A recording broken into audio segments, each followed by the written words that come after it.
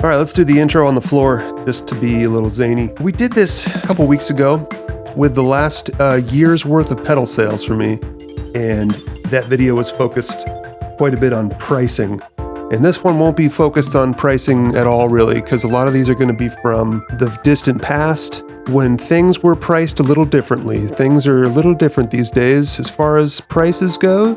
Because I did this previous video, I went through my entire reverb history, and it was fascinating.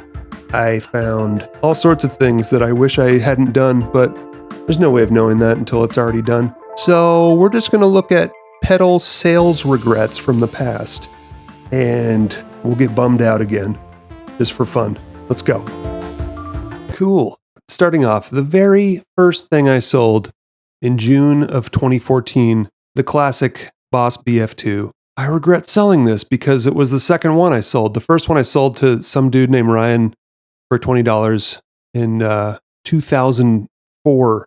And I always regretted that. And then I got my hands on another one and I sold it again because flanger wasn't that cool back in 2014. I don't know if you remember that, but it was just kind of out. But it's back in and I miss that sound. And now they're like 3 times the price. So they're easy to obtain, but I don't want to spend 3 times that much on this thing. The next regret is the Boss Metal Zone, because I just bought one recently for like $60 and I had one in my hands and I sold it way back then, back in 2015, March of 2015. I was holding a Boss Metal Zone and I put it in a little box and shipped it away to Seattle, Washington. I don't know, I just wanted to try a Metal Zone again.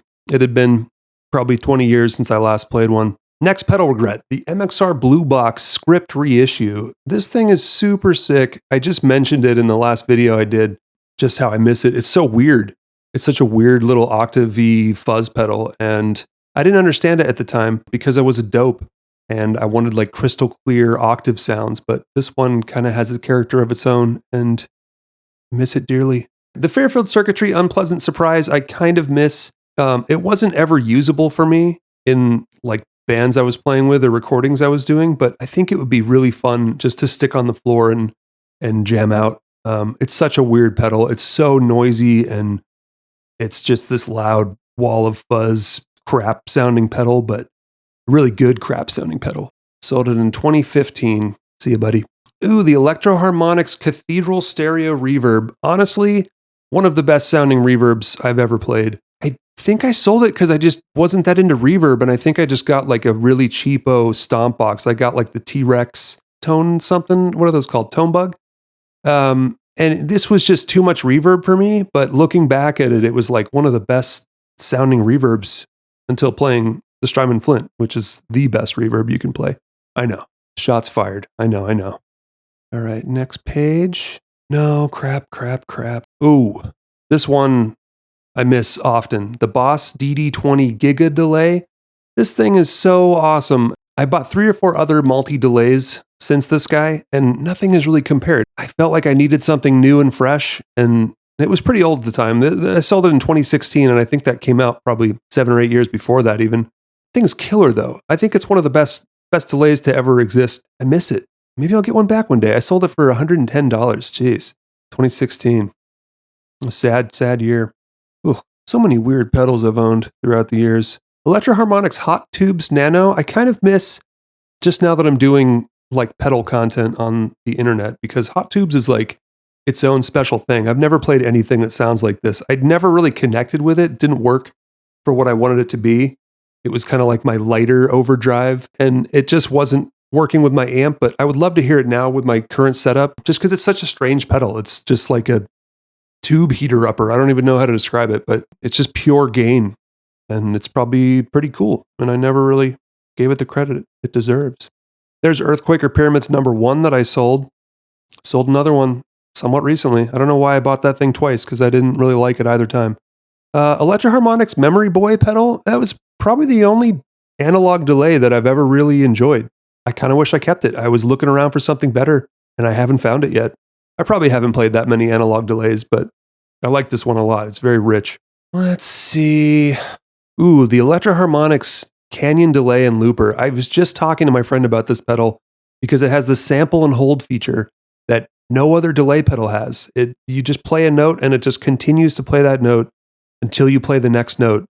What a cool, weird feature to have. But it also has a killer tape delay sound, and I'm probably going to buy this pedal again because I had the Grand Canyon and it wasn't anything like this. It sounded completely different, and it was more feature packed somehow, but just not as good sounding. EHX Canyon, killer delay pedal.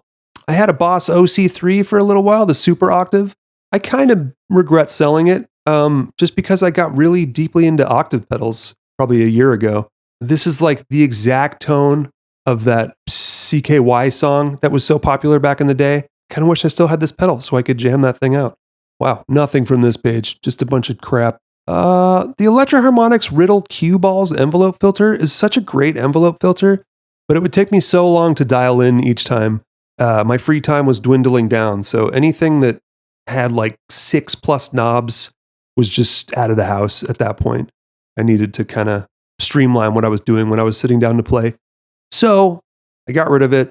I do miss it though. I regret it a little bit because it's pretty fantastic sounding envelope filter. Probably a great studio piece if you're looking for just one cool analog envelope filter to have around. Very large though. Oh, the Strymon El Cap version 1. I think this is the perfect sounding tape delay.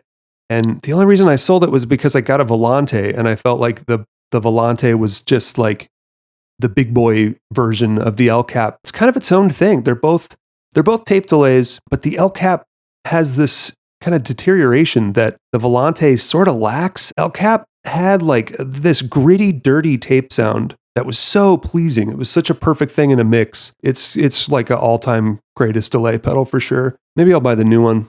I don't need an El Cap 3.2. Come on. Nothing from page 4. Page 4 is a bunch of crap too. All right, now we're all caught up, I believe, to that last year, to the first video I did. The last pedal I regret selling was the Lovepedal Eternity Fuse. I found this on Craigslist for just a good price, and I always remember hearing this thing was incredible.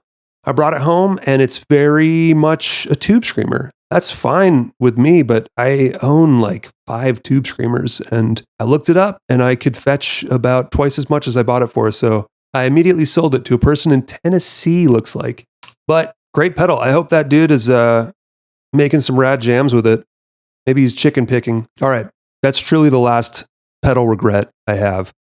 Let me know how you feel about this. Tell me a regret you have. What did you sell that you think about all the time still, that you want back in your heart? Thanks for watching. Subscribe. All right.